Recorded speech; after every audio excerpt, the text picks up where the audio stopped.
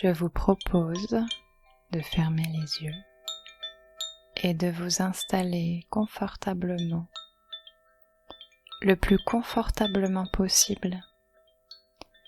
Vous savez, ce moment où l'on est tellement bien installé et que le poids du corps est tellement bien réparti que les sensations corporelles disparaissent, comme si on ne savait plus si le poids du corps repose davantage sur le dos, les fesses ou les mollets, un peu comme lorsqu'on s'installe dans une énorme bouée pour se laisser glisser au fil de l'eau.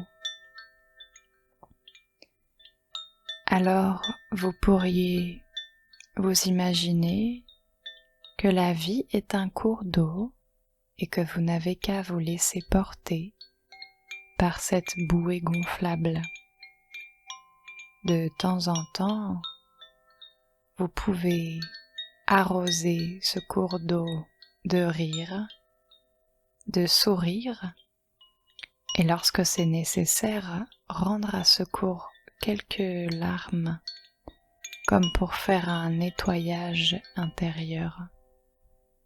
Et si une partie de vous a envie de sourire pendant qu'une autre partie de vous aimerait pleurer, c'est parfaitement parfait comme cela, car le lâcher-prise de cette partie de vous pourra alimenter en carburant la joie de l'autre. Et si je vous parle de légèreté, c'est pour remonter à la surface du cours des émotions de la vie. Avez-vous déjà remarqué qu'en une seule journée, nous pouvons être traversés, secoués de 1001 micro-émotions, et que le désespoir n'est qu'une émotion parmi toutes les autres. Parfois, on choisit de se laisser envahir, comme si on se noyait, comme si l'amour n'existait plus, et on refait surface quelques jours plus tard. Et l'histoire est la même à chaque fois. On finit toujours par se rendre compte que l'amour existe en réalité, qu'il est à l'intérieur de nous, comme un cadeau bien caché dans un labyrinthe. Alors je vous propose aujourd'hui de prendre une échelle et de monter sur les murs du labyrinthe, de prendre de la hauteur pour voir tous les trésors cachés en nous. Alors une fois qu'on connaît le raccourci, le jeu devient beaucoup plus drôle et léger. Et la connaissance de la légèreté cache la hauteur du trésor d'humour, comme si l'on pouvait encore replonger à l'intérieur de soi pour voir les délicieuses odeurs de ce trésor, sentir ses pas sur le parquet ou goûter à sa douceur de velours. Et si vous semblez ne plus rien comprendre, vous pourriez tout simplement vous concentrer sur vos sensations corporelles ou sur leur absence. Parfois, on a les mains qui s'engourdissent un peu ou les jambes. Cela veut dire que votre inconscient est peut-être déjà en train de sélectionner les informations dont vous avez besoin pour saupoudrer un peu plus d'espoir dans votre vie. Cette histoire est l'histoire d'une femme qui était aveugle. Elle vivait sa vie dans un petit lotissement et avait une petite maison. Son voisin, un jeune garçon d'une dizaine d'années, l'aidait à ratisser les feuilles mortes devant sa porte à l'automne, en échange de quelques pièces. Au fur et à mesure des années, ils avaient noué un lien tous les deux. Ils s'entendaient bien, Ils s'aimaient bien. Le jeune garçon venait lui raconter ses histoires de cours de récréation de temps en temps en rentrant de l'école. C'était un échange de bons procédés, utiles à l'un et à l'autre. L'un voyait les feuilles mortes devant la maison. Il pouvait donc les dégager et rendre son aspect ordonné à cette maison. La femme voyait d'une autre manière. Elle sentait, au ton de la voix du garçon, s'il était en forme ou pas, s'il était triste ou de bonne humeur. Elle pouvait sentir quand ça n'allait pas, et elle pouvait accorder son attention avec douceur et bienveillance pour panser la plaie émotionnelle. Sa simple présence suffisait. Parfois les gens cherchent à donner des conseils lorsqu'on a simplement besoin de s'autoriser à vivre ses émotions, à les traverser. C'est ce que faisait cette femme, comme de donner une douce et subtile autorisation à accueillir ce qui est. C'était libérateur pour ce garçon. Cela lui apportait un soulagement. Alors, voir ce qui n'est pas ordonné, ce qui est douloureux, n'était pas vécu comme désespérant par chacun des deux. Au contraire, cela leur donnait l'opportunité de réparer, d'être utile, de remettre en ordre, de faire du bien autour d'eux, de recréer l'harmonie. Moi, je crois que si à notre époque, nous nous mettons à voir les choses moches, comme la violence envers les enfants, au travail, le sexisme, le racisme, et encore beaucoup d'autres choses, c'est une bonne nouvelle en réalité, car cela nous donne l'occasion, collectivement, d'agir dessus, pour décider de prendre soin les uns des autres, désormais. D'ailleurs, les historiens nous disent bien que l'on n'a jamais vécu autant en paix qu'aujourd'hui. Peut-être que certains n'en ont pas l'impression. C'est parce que les gens n'avaient pas les chaînes d'infos en continu en 1914, ou bien il y a 200 ans. Alors, un jour comme aujourd'hui, vous pourriez peut-être trouver le courage de changer ce que vous pouvez changer, d'accepter ce qui est indépendant de votre volonté, et tout le reste du temps, vous pourriez éteindre la télévision et vous autoriser à vous concentrer sur ce qui va bien dans votre vie.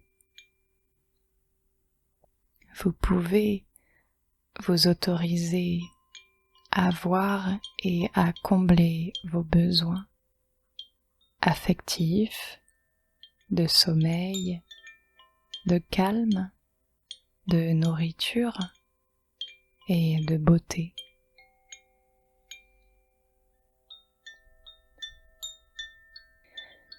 Un papa aimait bien raconter des histoires à ses 3 petits avant qu'ils aillent se coucher.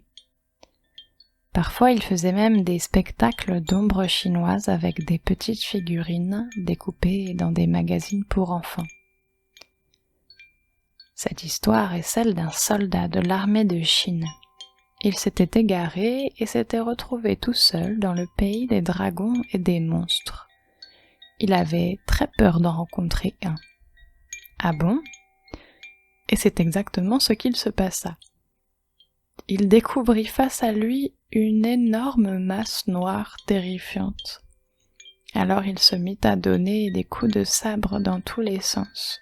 Il lutta, mais la masse semblait résister à tout, elle était comme invincible. Alors le père faisait faire des gestes à cette figurine qui semblait donner des coups de sabre en l'air. Les enfants n'étaient pas très effrayés et le papa continua. Alors le soldat se retourne et découvre une immense lampe. Une lampe qui l'éclaire de toute sa hauteur et qui projette son ombre. Il essayait donc de détruire sa propre ombre en vain. Il découvrit que la meilleure chose à faire était d'abandonner le combat.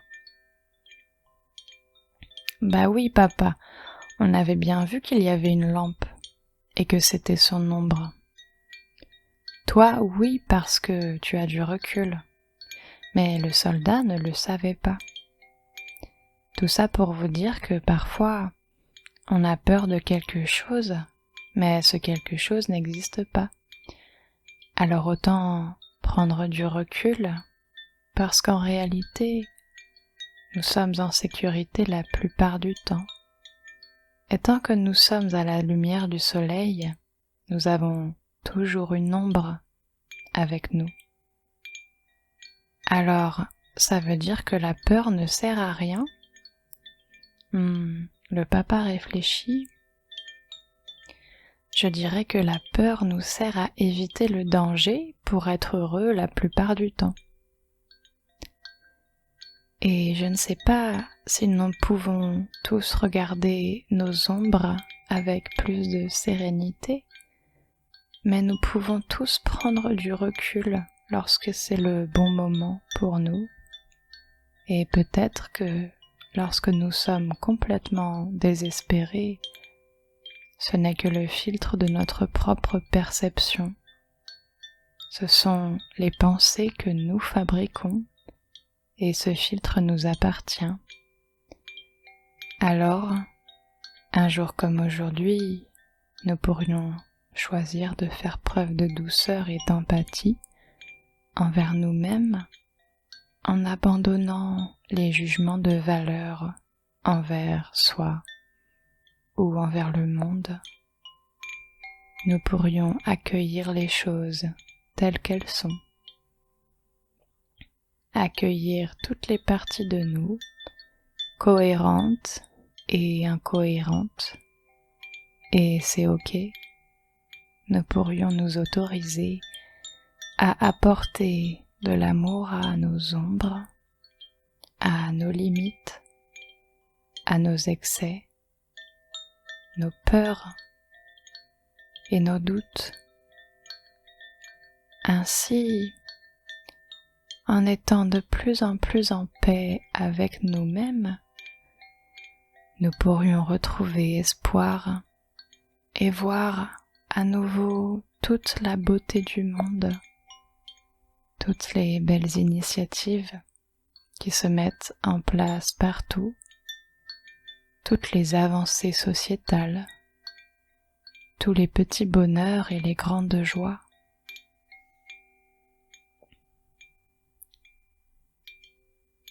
Je vous propose maintenant d'imaginer que le désespoir était comme des gommettes collées sur vos lunettes de soleil.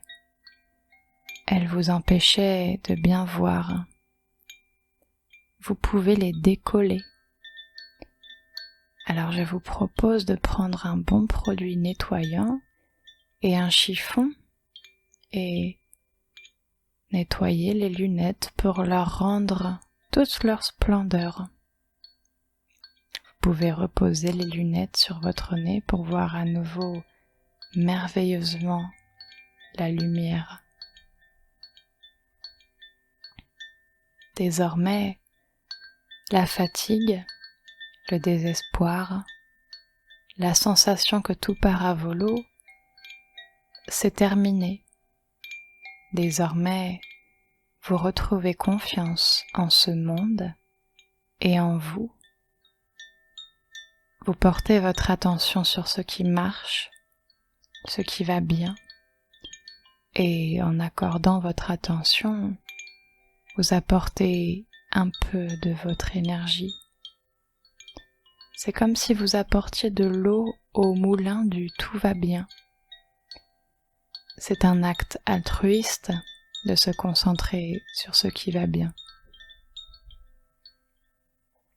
Je vous propose maintenant de vous imaginer dans quelques jours, heureux, heureuse de constater que vous vous sentez plus léger, plus légère, plus serein, plus sereine. Les choses semblent plus douces. Le soleil revient dans votre météo intérieure. Imaginez votre joie de constater que vous avez plus d'espoir pour l'avenir. Et comme cela vous rend heureux, heureuse. D'ici quelques instants, la séance va se terminer.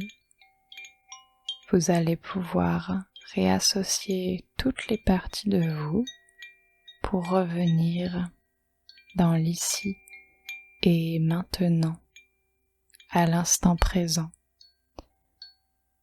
Vous pouvez prendre tout le temps dont vous avez besoin pour rouvrir les yeux quand ce sera le bon moment.